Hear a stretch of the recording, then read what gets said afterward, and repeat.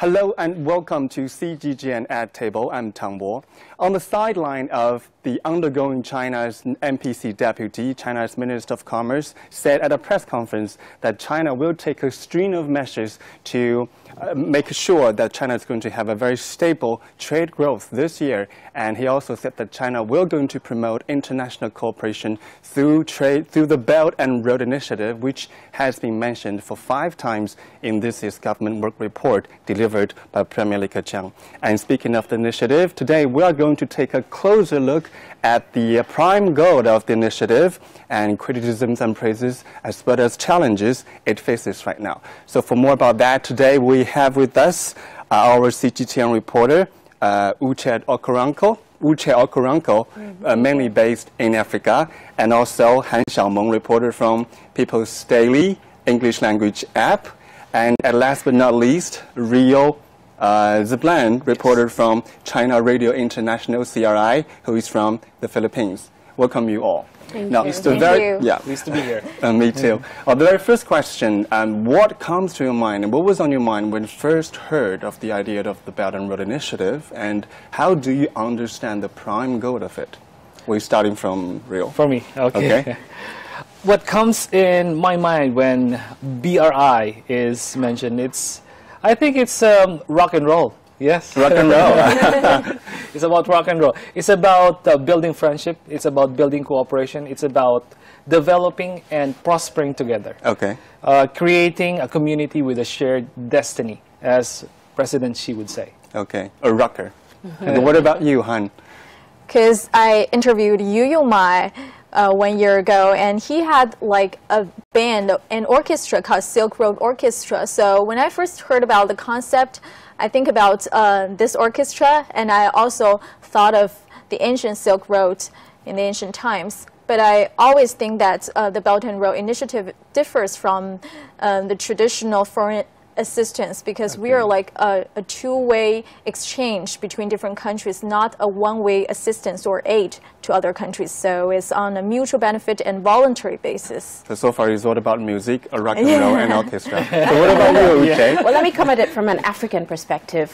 For me, it's all about infrastructure, connectivity, greater connectivity globally, greater development, and of course that whole concept of a shared future, shared destiny, a shared cooperation on an even scale. Okay, equality. Equality. Then compared to other trade agreement trades or foreign assistance, what's so different about the initiative? Well, I would say it's enshrined in the way China has approached Africa on this initiative. It hasn't been political. It has been more about development. If we look at China's infrastructure boom, Africa has benefited a lot of that, and a lot of that growth or that development has come on the back of the Belt and Road Initiative. So I think when we look at other partnerships Africa has gone into with other regions around the world, a lot of it has come with political baggage. And this has approached Africa in a much different way. We've seen it create jobs. We've seen it boost much needed infrastructural development on the continent. And we've seen it build capacity, which of course we know Africa lacks quite a lot. Okay, so summarize a little bit, no conditionality and a much bigger market, potentially, right? Right. Okay, then Rhio, we know that according to a report by China last year about the Belt and Road Initiative Big Data, that Philippines is one of the top 3 countries that has the most cooperation projects with China under the initiative umbrella. So, and considering the dramatic changes of the bilateral ties between the 2 countries, so what has contributed to such a deep cooperation in terms of policy exchanges? I think the catalyst for that is the first visit of President Rodrigo Duterte in China back in 2016, and his willingness to adopt an independent foreign policy.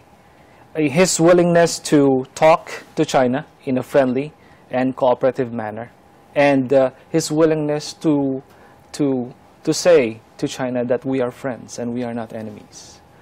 We are willing to extend our hands in friendship, and we are willing to work with you so that both of us, will have a greater future. We develop together. We share the future together in abundance, and that has contributed to the strengthening of a lot of cooperations now. You can see China and the Philippines in terms of infrastructure, in terms of people-to-people exchanges, in terms of economic partnerships. In China now, you can see a lot of agricultural products from the Philippines, like banana, mango, pineapple, and many, many more. In the Philippines, you will see China's assistance, like loans and grants, after during the aftermath of the battle for Marawi in Mindanao. China was the first to be there. China sent a lot of infrastructure equipment like bulldozers, heavy cranes to rebuild Marawi. And you can see China helping the Philippines construct roads, bridges, seaports, airports, and they're trying to connect the whole Mindanao area via the train system. And now they're working for China Telecom will be there to provide us with 5G. 5G recently, okay. And hopefully in the future it will come to a fruition. And a lot of things. Our president will come here next month to talk about in the Belt and Road Forum for International Cooperation, and he will be there and talk to President Xi. And as the Chinese ambassador to the Philippines said, this will be another milestone in the Philippine-Sino relations. The initiative is like a big plus for improving the bilateral ties. Not only bilateral ties, it's a big plan to improve the people of China and the people of the Philippines, strengthen people-to-people exchanges, and strengthen the 1,500 years of friendship between the two peoples. Okay, that's very impressive. What about you, Han? You have been covering the initiative for quite a long time, so do you really think that the initiative is going to offer China chances to improve the bilateral ties with countries along the routes? Yeah, of course. Just as Rhio mentioned, I think the most important aspect that I've noticed is the people-to-people exchanges. I think it's a very important aspect to improve diplomatic ties in this aspect. Because last year we shooted a video with foreign students from more than 20 countries along the Belt and Road, and I found it that they came to China under the BRI scholarship, and after they came here, their impression and image about China has changed dramatically. And two students I've noticed from Western Europe, one is from Germany and the other is from Sweden. They actually started a company called the Silk Road Advisory by holding interviews and making podcasts and doing researches on the Belt and Road related projects and offering advice and consulting services to those companies. And I think it's very interesting that they chose this aspect to start their own businesses. And also for this year's two sessions, I remember one NPC deputy proposed that because of this initiative, we need to enlarge our the scope of foreign language education, because right now we are doing so many businesses and exchanges, people-to-people exchanges, BRI countries, so we need to incorporate more languages, foreign languages from those BRI countries in our curriculum in high schools, so that we can have more cultural and educational exchanges with those countries. I think these people-to-people exchanges actually changed the landscape of the international arena and really improved diplomatic ties between China and other countries from this aspect. I like that scholarship program. Get the chance for all the people to come over to China and take a look what exactly is going on here. Yes, exactly. And yes, last June I remember that I spent 6 weeks in Africa, traveling through 6 African countries, and I found that the China's influence there is growing rapidly, from agriculture to telecommunication, from finance to many other areas. So, but they also followed with like different strands of thoughts, like as a development partner, as economic competitor, as a colonizer. So, Uche, what do you think of that? Well, one thing I'd first like to say about what you said, it's true. China has had has really done a lot to improve its cultural presence on the African continent. Before, China was like an enigma to Africa. We saw the made in China products. We knew our phones were made in China, and most of our gadgets came from China, but we didn't really know much about China. But we've seen, like you said, a lot of people-to-people exchanges, a lot of Africans also going to China, Mandarin also being included in our school curriculums now, along with French and Spanish as well. But as you mentioned, one of the biggest discussions has been around the fact that China is creating a debt trap for Africa. We have international organizations like the IMF every quarter warning African governments about the fact that their levels of debt are growing quite large. And in reality, when we look at the figures, Chinese funding is a big part of that. Looking at the figures, in 2001, China was lending less than 1 billion to Africa. Between 2012 and 2017, China is now lending over $10 billion per year to Africa. But the discussion around China being a colonizer or causing, making African countries dependent on this debt has also included the fact that African governments do have a role to play in it. What the IMF keeps telling African governments is you have to focus on greater fiscal responsibility when you're taking this debt.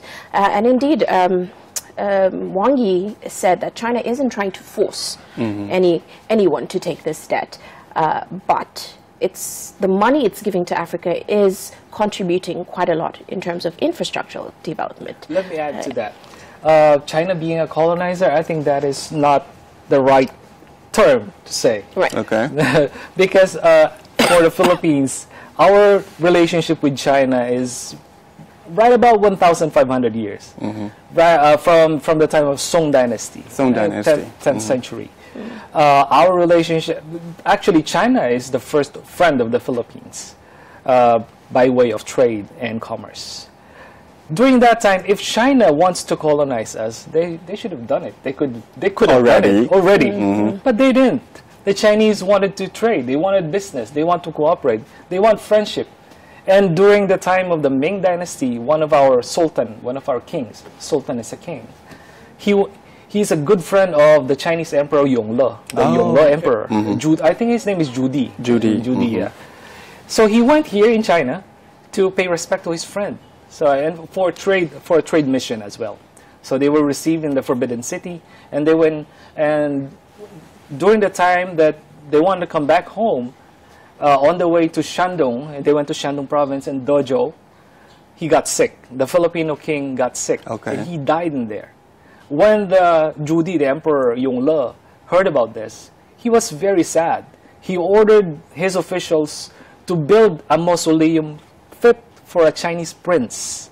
Can you imagine that? A Chinese emperor ordering his men build a mausoleum fit for a Chinese prince and provide him with money, provide him with land, and provide him with soldiers to guard the mausoleum for all eternity.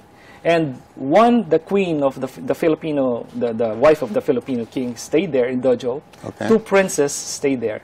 And a lot of soldiers stayed there. And they intermarried with the local community. Until now, in Dozhou, that county, a lot of Filipino Chinese are still there guarding the mausoleum.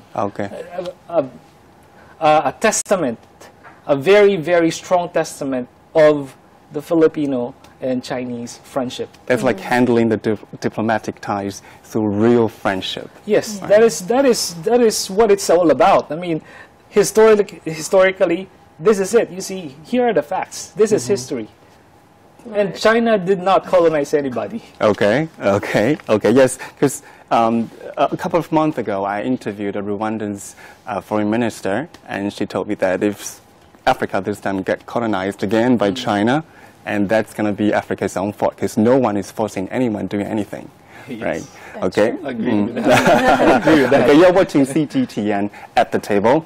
You can always find us online. Just head to our website at cgtn.com or Facebook, YouTube, Twitter, and also Sina Weibo and CGTN app. And you can also find the latest episode of our program and delivered directly to your device. And we also stream our program live on Facebook and YouTube accounts for China Radio International CRI, and just search China Plus News and you won't miss it. Okay, let's continue. Despite all those debate over whether China is a developer or colonizer, so what are the other major challenges when it comes to, implementing a real cooperation between China and all those participants? Uche? Ladies first. Wow, okay. I do think, wow, come back to me on that. Okay, so what about you, Rhio? Let me mull it over. Oh, you mean what are the challenges? All the challenges, yes. There are actually, I see a lot of challenges now, especially during this time. It's a brave new world. Okay. And everything, as Premier Lee in his NPC report, his government work report says, the world, the stage has changed, and we have to prepare for a tough battle. Mm-hmm. And by saying that, we have a lot of challenges confronting us. There is the issue of China colonizing some countries through debt. There is the South China Sea issue. There is the China, the U.S. Trade war. But I think, even if we have a lot of challenges this way, if we approach it in a friendly, cooperative, and diplomatic way, we could at least find a viable solution for everybody. Okay. Like, take for example, the Philippines-China dispute in the South China Sea. The Philippines, because of the willingness of President Xi and President Duterte to talk and to adopt a foreign policy that is independent and will fit the Filipino and Chinese people, they created the bilateral consultation mechanism to talk about the problem. And slowly but surely, they are finding ways to cooperate in that area. Okay. And that is the area which it's a two-pronged approach. They said, if we have a problem here, let's create a bilateral consultation mechanism and let's talk about it in a friendly, equal, and diplomatic manner. In the areas that we don't have a problem, let's strengthen that. Let's cooperate. Let's make more strides to develop further. For example, now in the Philippines, China is the second largest source of tourists in the country, second to Korea. Okay. Few years back, China is like nobody. I don't know. I don't have the data. But what I'm very sure now, today China is the second largest source of tourism, and it contributes to jobs. It contributes to infrastructure development in the Philippines. And now also under the Belt and Road Initiative and Build project of yes, that's what I'm going to ask about. The Philippine administration. Well, Build actually is the national developmental program of the Philippines, and Belt and Road Initiative is the national developmental program of China. They're actually connected to each other. Through that, as our ambassador said, the essence of BRI and Build is through convergence. And the convergence between BRI and Build is infrastructure development. Okay. Through infrastructure, China is helping the Philippines develop. And by developing, I mean it's creating more jobs, it's creating sustainable development, it's creating many more cooperations, people-to-people exchanges. And that contributes not only to the Philippines, but China as well. Okay. And what about you, Han? I think there are some challenges in terms of the feasibility of some projects, because we see that right now more than 100 countries and international organizations show support or participate in this initiative. Actually, many of them are in different developmental phases, or they have different development models. So how to assess the feasibility of different projects to that are in line with their characteristics, I think is one feasibility challenge. And especially when we have those huge projects, infrastructure projects that may have joint ventures besides China and the partner country. Maybe there is a third-party company or country joining in the cooperation. How to hold those consultations between different parties to avoid disputes, I think, is a challenge. And also we see that because this initiative covers some countries that may have potential regional conflicts like Syria, Israel, Palestine, and how to lower the risks during the implementation of those projects, or how to do some risk prevention, I think is also the challenge. I'm mainly thinking about those feasibility problems of those projects, assessment and implementation, I think. And you're talking like an entrepreneur. May I add that we also need to realize we're in a world where the idea of protectionism is also really picking up.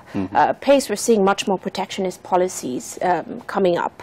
And Africa hasn't been immune to that. There are certain countries in Africa where there's been a reluctance to take up a lot of these cooperation agreements we've seen Africa sign with China. And that's because of the whole idea around protectionism. So I think if you'd ask me in Africa what is one of the biggest or one of the likely things to slow down the implementations of the BRI, I would say that ideology that's picking up. Okay. And talking about the visibility just now and ideology, because comparatively we have a very strong connection, a cooperation between China and Pakistan in regards to the China-Pakistan economic corridor, where there has a very detailed information about the agreement and cooperation written down. But what we have so far for the initiative is relatively vague, and there is no legally binding obligations for all the participating countries. So what do you think of the difference? And should we or should we not working on having this kind of legally binding obligations?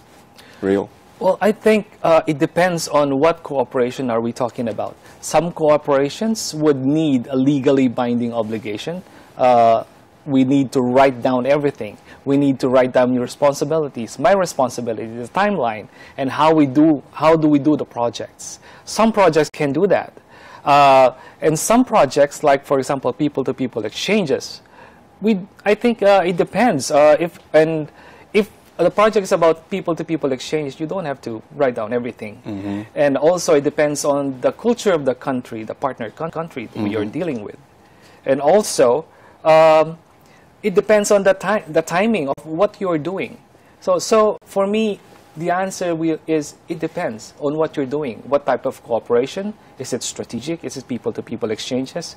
If it's strategic, I think you have to write down everything and you have to create a legally binding rule that binds the two of us. If it's people-to-people exchanges, culture, education, I don't think you should do that because it's more free. It's culture. Okay, so we don't have things like that among ASEAN countries. No. Right now, talking about Philippines and China, we have a lot of cooperation about culture, education, people-to-people exchanges, and we have also infrastructure development. I think for infrastructure development and loans and grants, we have legally binding procedures that they follow. But for other cooperations, especially involving culture, I don't think they have that detail. But they have, of course, they have something, but it's not that detailed. Okay. What about you, Han? What's your take on that? Yeah, I agreed with Rhio on a lot of aspects. I think that for this initiative, basically we don't need those legal binding obligations for all the participants, because for China-Pakistan economic corridor, there are a lot of projects going on, and we have like those free trade agreements to let those projects get underway. But for this initiative as a whole, different countries may have different legal systems, different legal environment and cultures. If we want to have one agreement applicable to all those participants, maybe their laws and regulations will shift, because in some emerging markets, it's very natural that they change their laws or regulations. So it's very important to understand their legal environment and their law system, so we can choose a way to apply those. Yeah, and right now we are having like memorandums of understanding instead of legal agreements. I think MOUs are more applicable in conducting widespread cooperation on a larger basis with those participants. We have to look at case by case. Case by case. Case by case. Yeah, similar situation among African Union. Absolutely, because you know a lot of foreign investors have been scared, excuse me, to approach Africa because of instability, political instability. A lot of them come and sign agreements, but when there's a political shift, things change. Now, we haven't had that problem yet with BRI. Largely, we just had an election, a couple of elections across Africa, and we haven't seen great change. For example, in Zimbabwe, Mugabe had a great relation with China, and we've seen President Mnangagwa sort of carry on that cooperation. But I do think that when approaching Africa, caution for foreign investment, especially for China's private sector, which is investing quite a lot on the continent, there needs to be some thought about legally binding agreements going forward. And let me add on that, because of the last visit, the first visit of President Rodrigo Duterte here, one of the things that they talked about is strengthening cooperation under the Belt Road Initiative. And one of those initiatives, one of those cooperations that we did, actually is from between CRI and the People's Television Network. That's the counterpart in Philippines. It's not really, we had MOU instead of a legally, you know, but MOU is legally binding, but it's not that detailed, you know. We have that MOU as part, well, it's under the BRI. So like MOU giving us more spaces and for more possibilities. And chances. And we can extend it, you know, whatever happens, we can extend it or we can cut it or whatever, you know, because it gives more space for improvement. You know, there's a research saying that the Philippines is one of those ASEAN countries to gain the most from the Belt and Road Initiative. And what do you think of that? And how is the country, the Philippines, going to capitalize on the Belt and Road Initiative? Wow, that's a very nice, very welcome development. Very nice news, actually. Well, as I've said before, the Philippines is capitalizing on the Belt and Road Initiative because China is really pushing it. Because China is pushing it not because it wants to colonize other countries, not because it wants other countries to fall in its debt trap. There's nothing like that.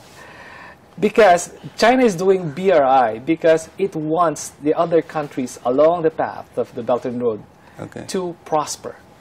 If, as I attended the CII in Shanghai recently, and the Zhongshan, the Minister of Commerce, said, if China is prosperous, it's also better that if other countries around China are also prosperous, because if we are all prosperous, it will become better for us.